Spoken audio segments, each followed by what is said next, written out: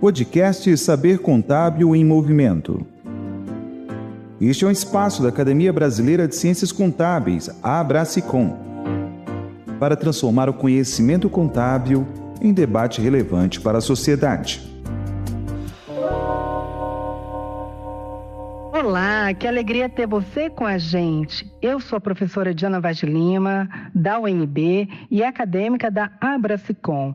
Se a reforma pessoal tributária fosse o novo mapa da economia brasileira, o episódio do nosso podcast Saber Contábil e Movimento de hoje é sobre quem vai segurar a bússola.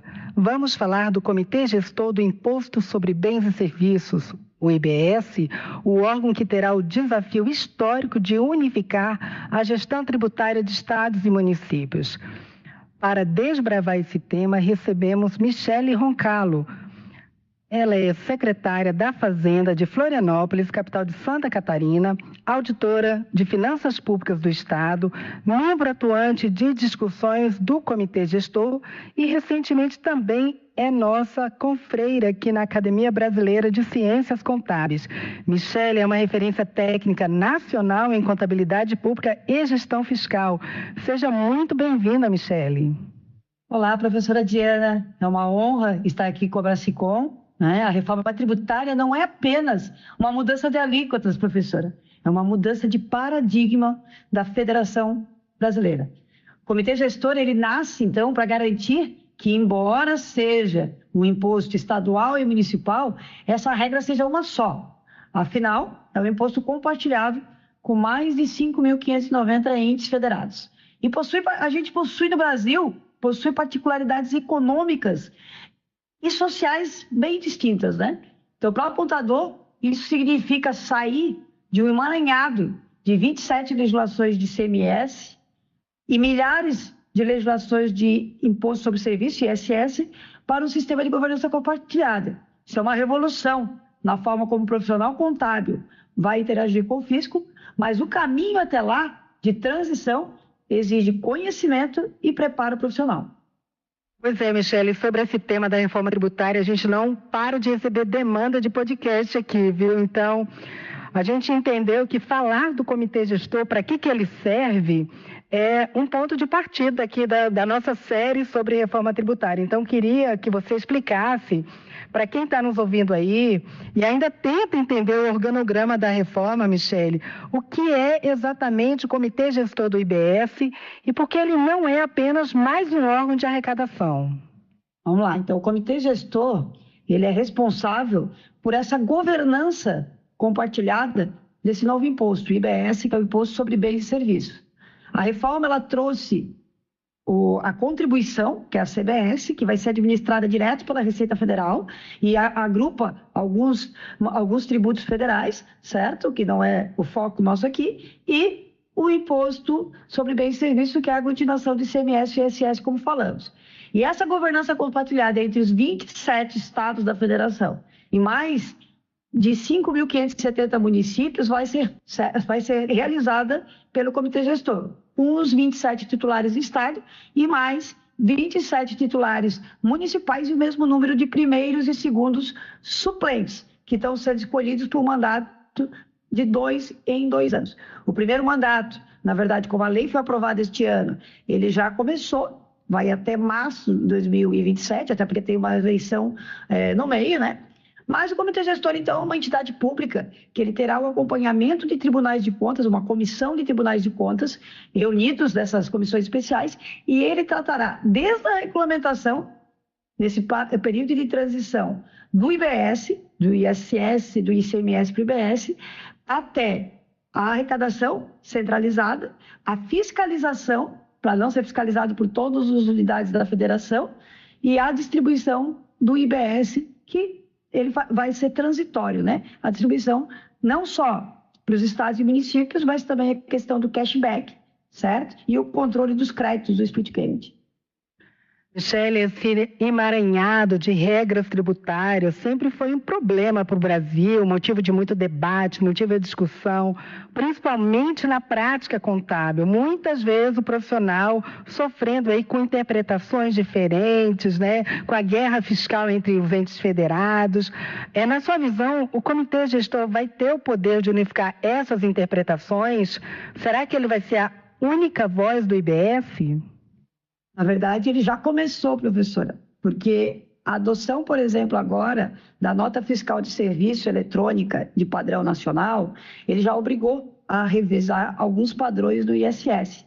Por exemplo, a questão do local da prestação, certo? Versus a Lei Complementar 116. Penso que não vai ser a única voz, até porque vai ter a questão do Conselho de Contribuintes, o Comitê de Harmonização, né, que também faz parte do Comitê Gestor, mas vai ser a principal voz, né? E é por isso que que é uma revisão prática de tudo que está sendo estabelecido. Hoje, quando existe uma empresa e mais uma unidade da federação, ela tem que verificar a norma específica de cada unidade da federação, certo? Com o IBS, ele vai verificar um único regulamento do IBS. Claro que ele vai ter que tratar, né, com fiscalização de estados e municípios, mas não de 27 estados, ou não dos estados que ele esteja sediado, né? E também não dos 27 municípios. E quando tiver uma divergência, de 27, 5.570, mas quando tiver uma divergência, certo? Por isso que vai ter o comitê de harmonização dentro do comitê gestor e também vai ser tratado as regulamentações aprovadas por esse Conselho Superior que representa as unidades da federação.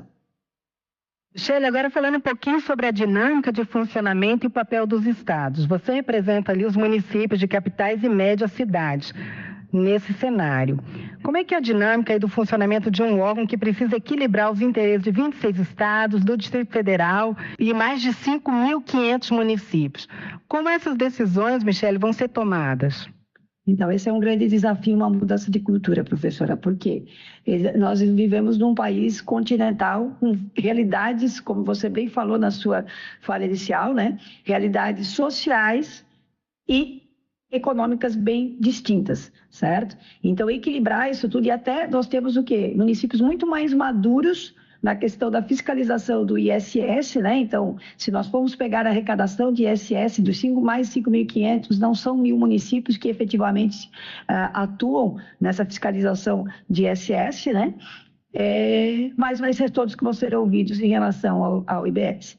Por isso que é uma mudança de cultura, a gente vai ter que aprender a trabalhar juntos, e essa dinâmica é uma dinâmica de discussão. A ideia os técnicos estão nas diretorias, distribuídos em diretorias logo abaixo, e vem para o Conselho Superior a decisão que vai pautar não só a sociedade, mas os interesses também dos entes federados. Afinal de contas, né, a política pública acontece lá em cada município, em cada estado, né? Os municípios vão aprender a trabalhar com essa questão de não cumulatividade também, né? Porque crédito, o que é o não cumulatividade? Uma expressão meio estranha para alguns, mas é o tal do crédito, né? Geração de crédito. O ICMS é comum, né? E foi um dos grandes motivadores de ter uma reforma tributária desta natureza, porque se acumulavam créditos e ninguém se aproveitava, né? Mas, da questão dos municípios, esse vai ser um dos grandes desafios. Ao mesmo tempo que tem essa padronização que a gente falou no tópico anterior, que é uma grande evolução para o Brasil. Então, as decisões, o regimento interno está sendo montado ainda, professora Diana, aqui para ser aprovado, certo? Mas em todos os comitês tem que ter a paridade entre estados e municípios. Esse é o propósito. Agora mesmo, nas eleições que foram para o primeiro comitê gestor, né, se garantiu que tivesse paridade. Então, os estados estarão representados na primeira presidência do comitê gestor, certo, do IBS, e a segunda vice-presidência, enquanto os municípios estão ocupando a primeira vice-presidência e vão ocupar a diretoria executiva que está sendo escolhida. Muito importante e justo, né? Porque, afinal de contas, a vida acontece nos municípios, né? Então, eu, como municipalista também, entendo que a gente está falando de uma federação em que não há hierarquia entre entes federados brasileiros. Então, é importante o respeito ao Pacto Federativo que está na Constituição. Então, acho bem sensata esse encaminhamento do comitê. Agora, falando um pouco mais da perspectiva do setor público, eu mesmo, Michele, estou com um projeto com a editora Atlas, aí com mais 2 colegas, para escrever um livro sobre a reforma tributária da perspectiva dos governos, né? Muitos entes locais aí vão ter que aprender a lidar com esse novo... Aliás, todos vão ter que aprender a lidar com esse novo ambiente. Então, na sua visão, para o contador do setor público que trabalha nas prefeituras ou nas secretarias de fazenda, o que muda ali na rotina com a entrada do comitê gestor? O município vai perder o controle da sua receita ou não é bem assim? A primeira coisa é dizer que quando o livro sair, eu quero ser avisada, uma das primeiras a adquirir, e um autógrafo, hein, professora? Então, com certeza, Michele. Então, muito pertinente a sua pergunta. E esse ano de 2026 é essencial, professora Diana, certo? Para o contador público auxiliar. Porque muito se falou de reforma tributária interno nos governos e muito se achou que isso ficaria restrito, né? Que estaria restrito à área tributária do município. Mas para ter uma ideia, né? O tal do seguro receita, onde vai garantir uma transição para não se perderem os mecanismos de sustentabilidade financeira dos municípios, ter uma transição, um preparo para o município, eles vão ser recolhidos, as informações através do SICONF. Então, se a informação não estiver corretamente identificada no SICONF, que aquilo é uma receita oriunda do Imposto sobre Serviço, que é a base que está sendo tratada, e da cota parte do ICMS, no caso dos municípios, e para os estados também a questão do bolo do ICMS, seja advindo da arrecadação própria, ou do simples transferido, ou das retenções que são realizadas, se isso não tiver dignamente, e efetivamente identificado na contabilidade, isso vai comprometer esse seguro-garantia. Porque o seguro-garantia vai ser formado de 2019 a 2026, trazido a valor presente, e essa vai ser a base para garantir a sustentabilidade, ou seja, se eu não arrecadar, o município, o estado não arrecadar o suficiente com o IBS, esse seguro-garantia vai ter a possibilidade de uma parte fazer essa compensação. E vai ser através dos dados contábeis. Então, aquela história de ficar lançando, não reconheci, tem uma receita que adentrou o caixa, não sei o que é, vou lançar como receitas diversas, opa, está na hora de revisar esse procedimento, que você vai comprometer, caso contrário, a classificação e o teu seguro lá na frente, né? Uma transição até 2077, né?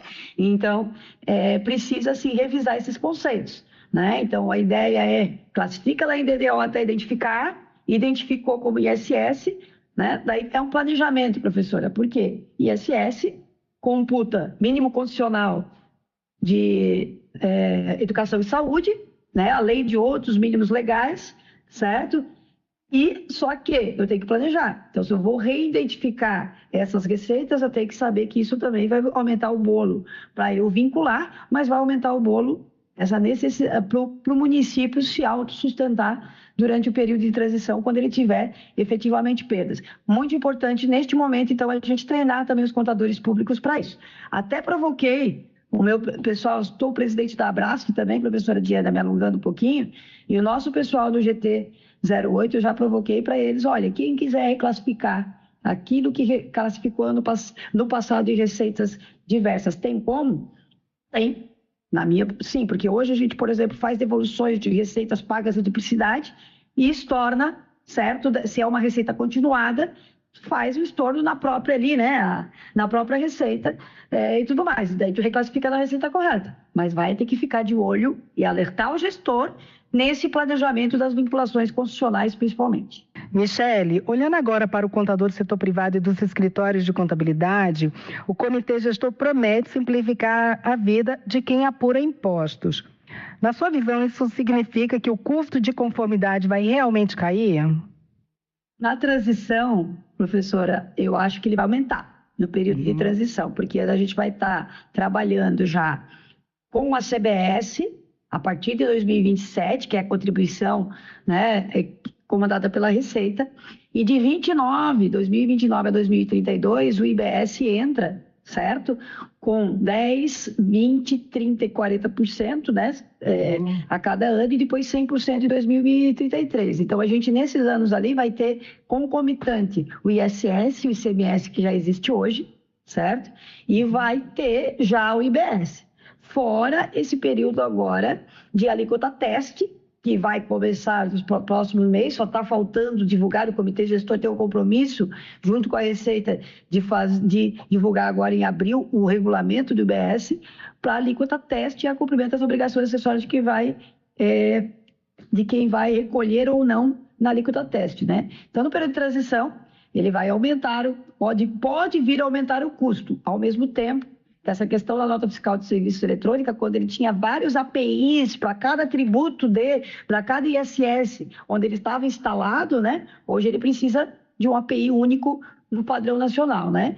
Mas, ao longo prazo, essa é a promessa, que efetivamente, né, se tenha uma facilitação num baixo custo de conformidade dentro daquela linha das várias legislações da padronização nacional. Ou seja, para um período melhor, a gente precisa passar por isso. E é onde que a gente diz que a gente não vai poder perder os técnicos que conhecem nesse momento muito bem ISS e ICMS, mas, ao mesmo tempo, nós vamos ter que capacitar e estar treinados para os novos impostos desde agora, inclusive para planejar, certo? O que pode ser feito em relação à redução do custo de conformidade e até o custo Brasil de maneira geral.